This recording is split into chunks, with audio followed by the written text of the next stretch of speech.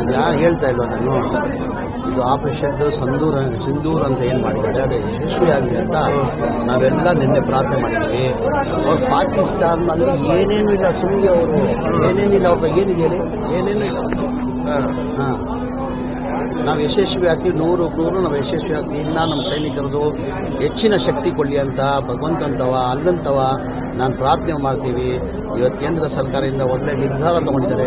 ಅವ್ರು ಪಾಠ ಕಳಿಸ್ಬೇಕಂತ ತೀರ್ಮಾನ ತಗೊಂಡು ಆಪರೇಷನ್ ಸಿಂಧೂರ್ ಅಂತ ಮಾಡಿದಾರಲ್ಲ, ಅದು ಯಶಸ್ವಿಯಾಗಲಿ ಅಂತ ಭಗವಂತಂತ ಪ್ರಾರ್ಥನೆ. ನೀವಿದ್ರೆ ಯಾವ ರೀತಿ ಅಟ್ಯಾಕ್ ಮಾಡ್ತಿದ್ರೆ ನೀವಿದ್ರೆ ಅಂದ್ರೆ ಪಾಕಿಸ್ತಾನ? ಈಗ ನಾನೇನ್ ಹೇಳ್ತೀನಿ ಅಂದ್ರೆ, ನನ್ನ ಅಗತ್ಯ ಇದ್ರೆ ಆಸ್ ಎ ಮಂತ್ರಿಯಾಗಿ ನಾನು ಹೇಳ್ತಾ ಇದ್ದೀನಿ.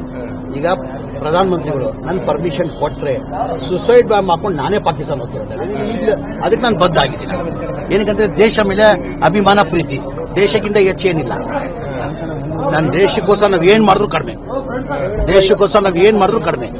ಅವರು ಜನಬೇಡ ಪ್ರದೇಶದ ಮೇಲೆ ಜಾಸ್ತಿ ಇದು ಮಾಡ್ತಾರೆ ಸರ್. ಈಗ ಹೇಳ್ತಾ ಇಲ್ಲ ಸರ್, ಅವರು ಒಂಥರ ಖಾಲಿ ಡಬ್ಬ ಇದ್ದಂಗೆ.